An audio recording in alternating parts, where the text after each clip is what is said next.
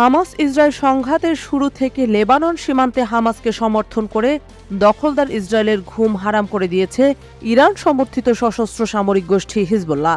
গত ৭ মাস ধরে হামলা পাল্টা হামলায় ইসরায়েলের যে ব্যাপক ক্ষয়ক্ষতি হয়েছে, এবার সেটি স্বীকার করে নিলেন ইসরায়েলের প্রতিরক্ষামন্ত্রী ইয়োভ গ্যালান্ট।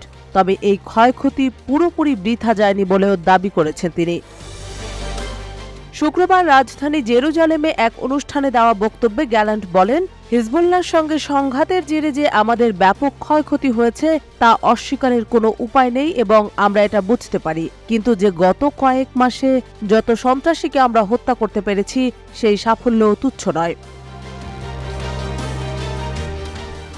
গত ৭ অক্টোবর ইসরায়েলের ভূখণ্ডে গাজায় মুক্তিকামী সংগঠন হামাসের হামলার পর ওই দিন থেকেই গাজায় অভিযান শুরু করে ইসরায়েলের প্রতিরক্ষা বাহিনী আইডিএফ অভিযান শুরুর পর হামাসের প্রতি সংহতি জানিয়ে ইসরায়েল লেবানন সীমান্ত থেকে উত্তর ইসরায়েলের বিভিন্ন সামরিক স্থাপনাকে লক্ষ্য করে রকেট হামলা শুরু করে হিজবুল্লাহর এসব হামলার জবাবে ইসরায়েল লেবানন সীমান্তে ও লেবাননের অভ্যন্তরে বেশ কয়েকবার বিমান ও গোলা হামলা চালিয়েছে আইডিএফ।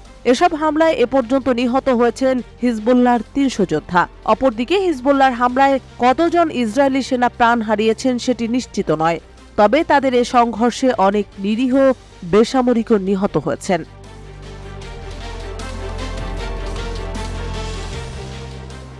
শুক্রবারের বক্তব্যে ইসরায়েলের প্রতিরক্ষামন্ত্রী বলেন, আমি বরাবরই বলে আসছি যে আমাদের সব সময় যে কোনো পরিস্থিতির জন্য প্রস্তুত থাকতে হবে।